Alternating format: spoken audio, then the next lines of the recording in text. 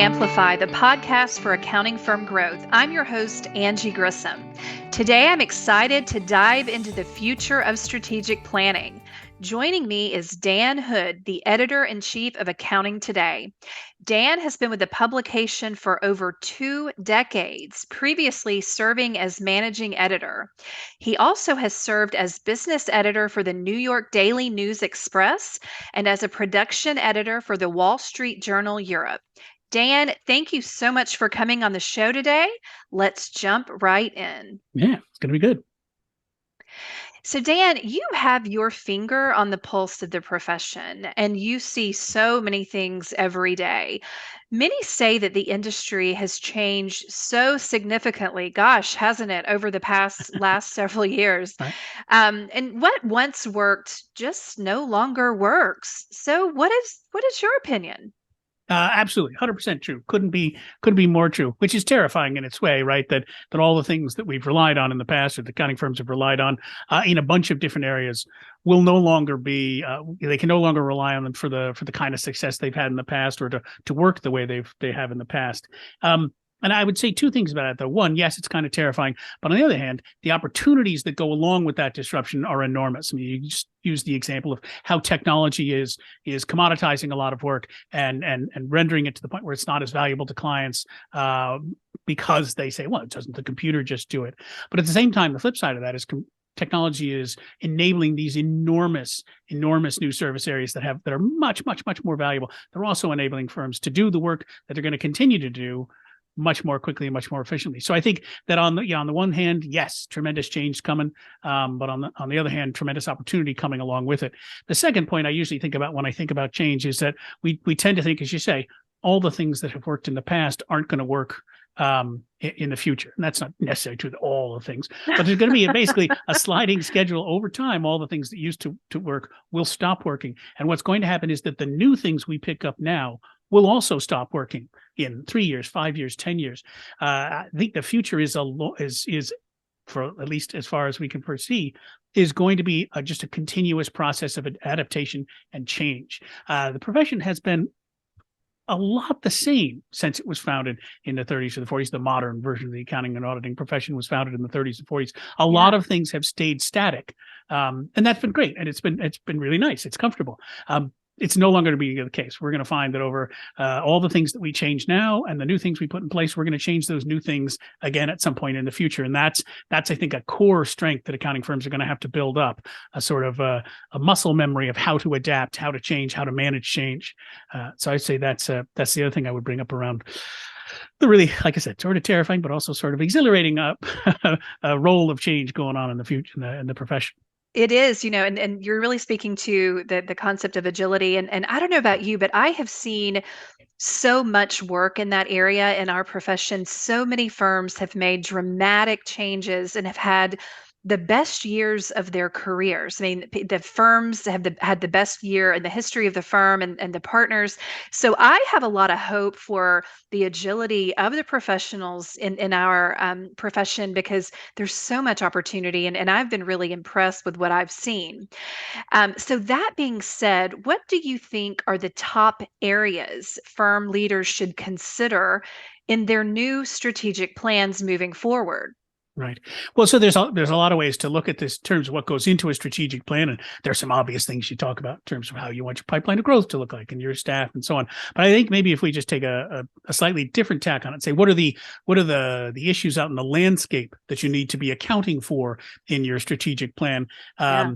Things like we've talked about, we've mentioned technology. Technology is a great example of a thing that you absolutely need to take into account as you build a strategic plan for your firm. What's in it now, how it's going to change in the future, how it can enable your strategic plans, the things you want to accomplish, what ways the commoditization that it kind of brings along can threaten you. You need to be bearing technology in mind in a huge way.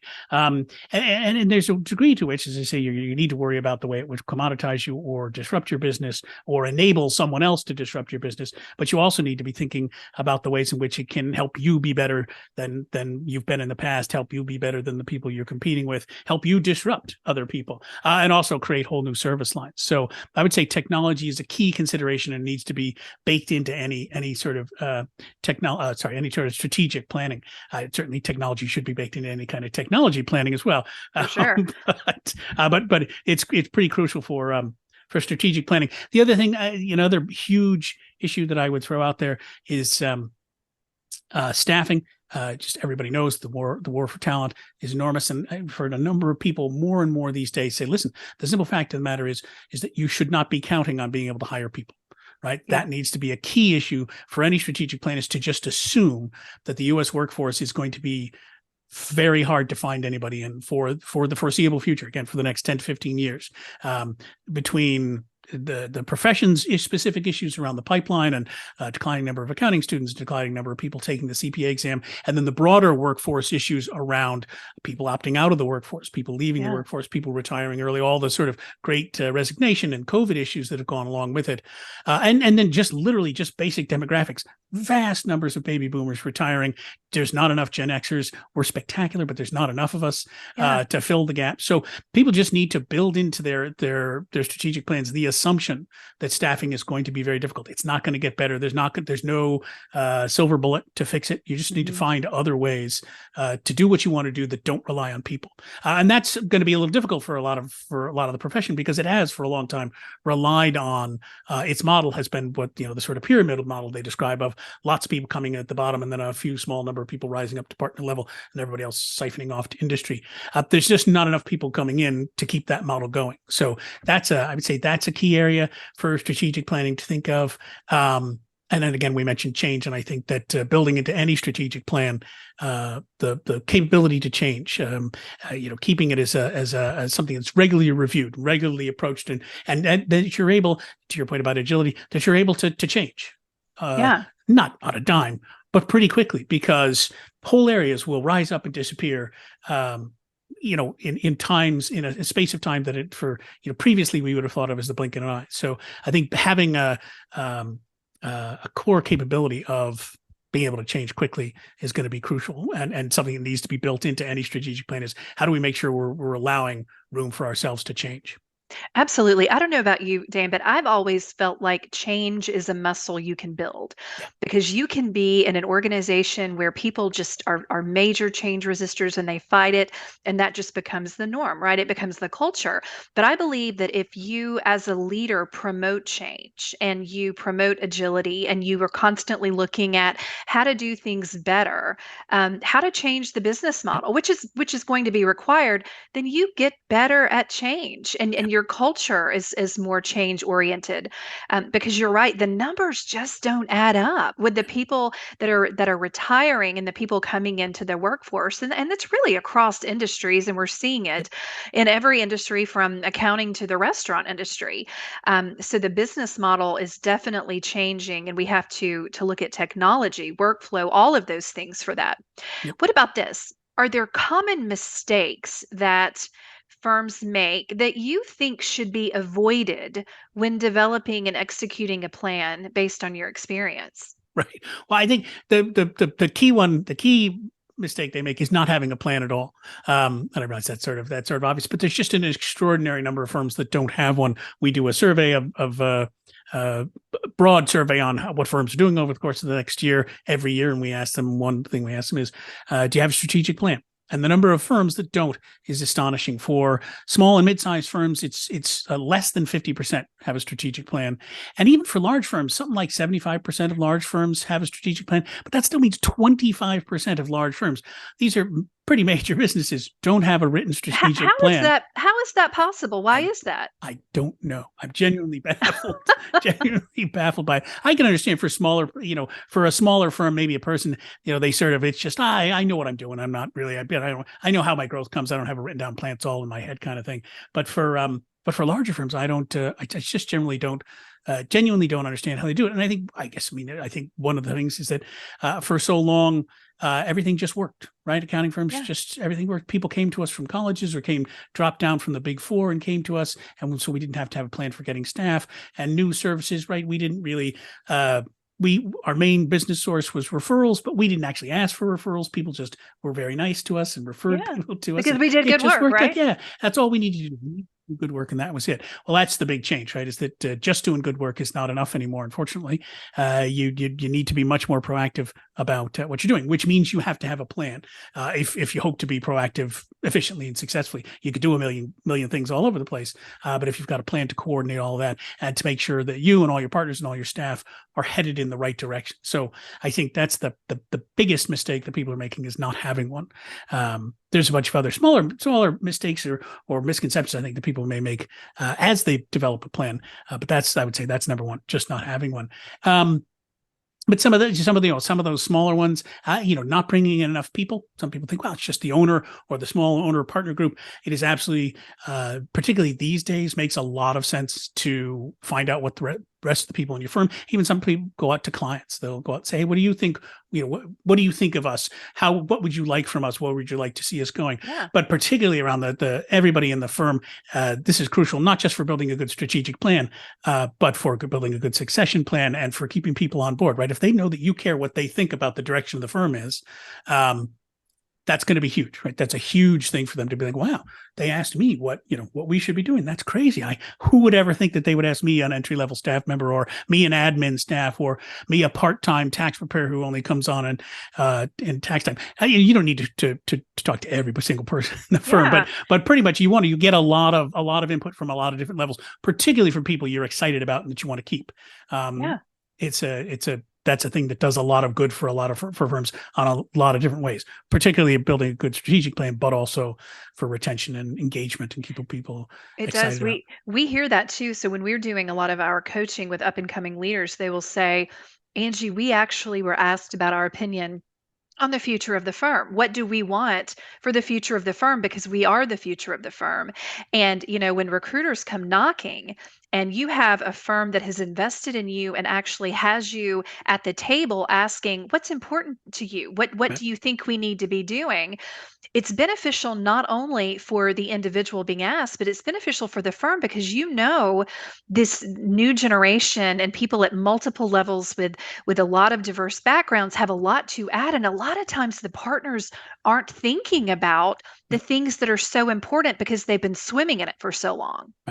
So having a plan, inviting the right people, giving them a voice, those are excellent. Yeah. Other Go ahead. Yeah. I was going to throw out one more thing, a problem that I think a lot of firms have with their strategic plans. And one of the reasons why they often end up, even when they do make them, they sit on a shelf and gather dust for a while, is not making them, not having enough numbers, which is a weird thing. You would think for accounting firms, they would absolutely have enough numbers. But you hear stories about firms saying, well, we want to grow this business line 10% over the course of the next 12 months. And you say, okay, well, that's great. Well, what does your prospect pipeline look like for Yeah. that? Do you have enough people there to grow that 10% in revenue, to bring in that around in revenue and to cover for any attrition that you may have?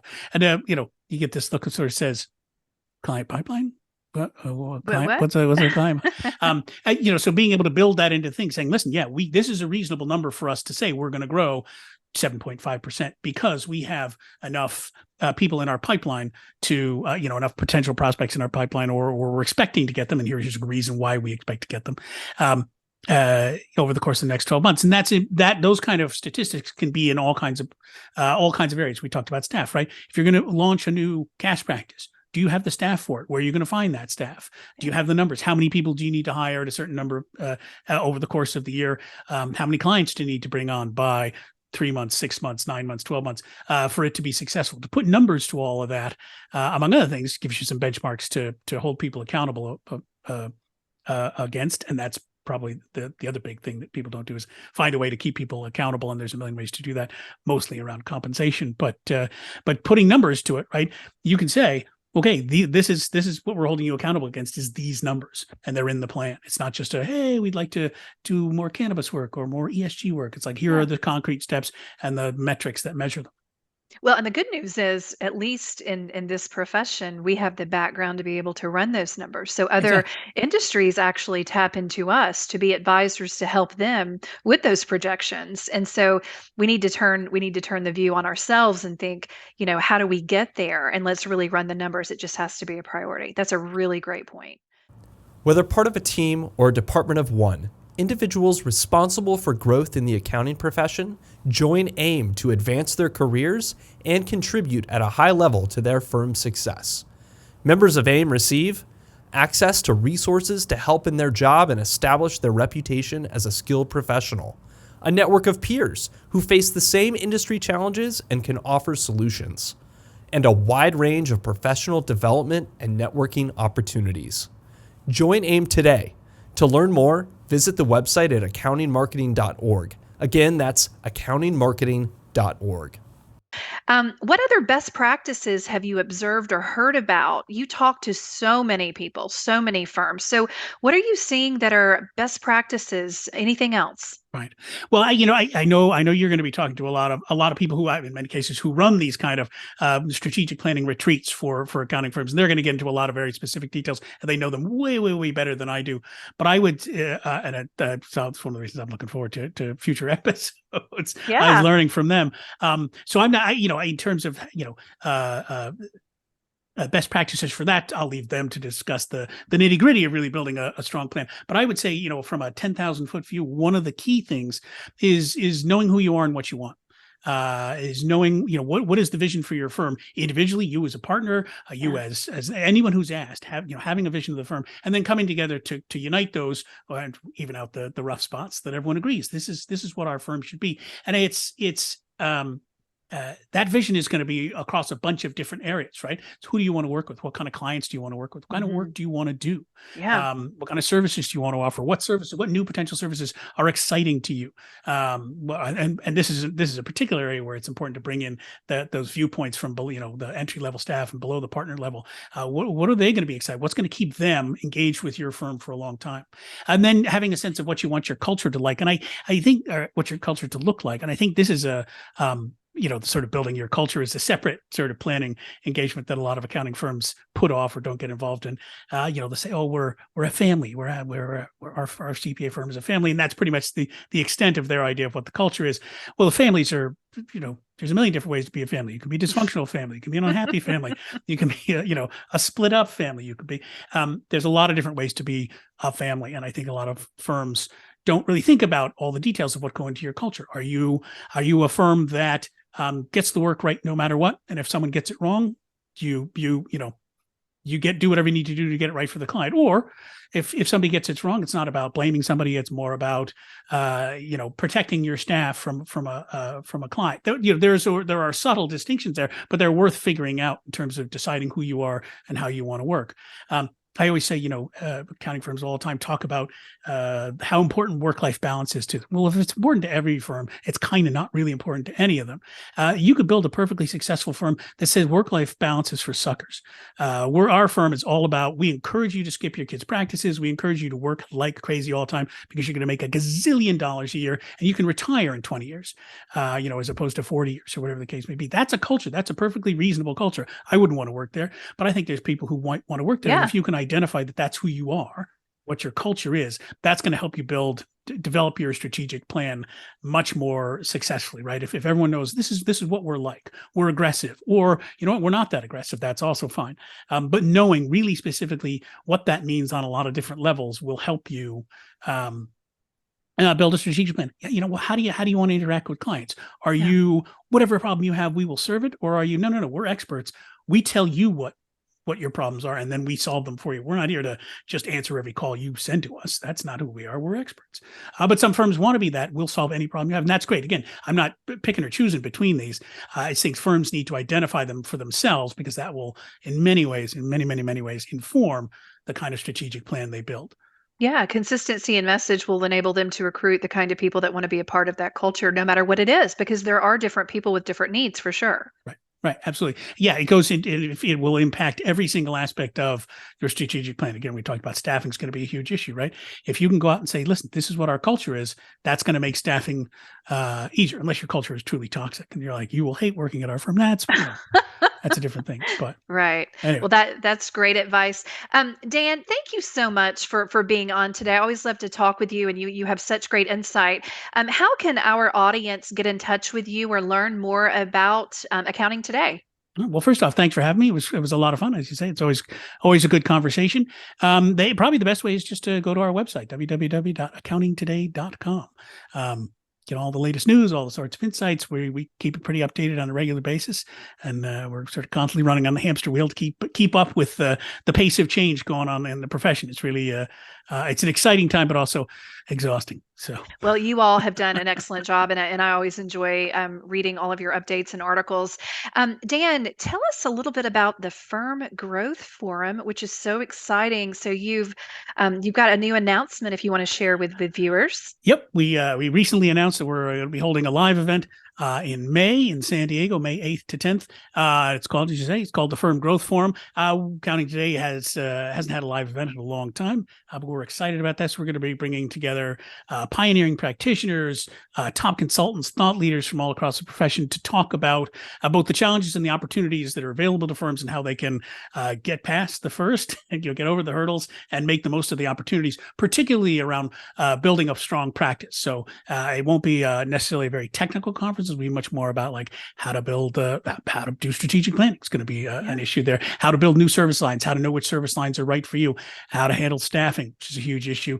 We'll be talking a lot about recruiting and retention, but we'll also be talking about alternatives to that. We'll be talking a lot about technology and how to build it into your practice and how to make the most of it. We'll be talking about new service lines, cannabis, ESG, all the different opportunities that are going to be coming up there. So we're sort of thinking of it as a place to go if you're a firm that really wants to grow, that really wants to get ahead. This is going to be a one-stop shop for learning all the things you need to know to move forward. Well, Dan, I'm so excited. I've always enjoyed your live meetings. I'm so glad they're coming back, and I would encourage everyone to attend those. Those are amazing. Awesome. So thank you again, Dan. Well, this is it for another episode of Amplify, the podcast for accounting firm growth. Thank you all so much for listening in. If you liked this episode, please give us a glowing 5-star review on Apple Podcasts or wherever you get your podcasts. We'd really appreciate it. If you'd like to find out more about Amplify and all of our episodes, head over to accountingmarketing.org. You'll find the podcast under publications. If you'd like to learn more about me and my company, the Rainmaker Companies, head over to therainmakercompanies.com or email me at Angie@therainmakercompanies.com. Until next time, thanks everybody.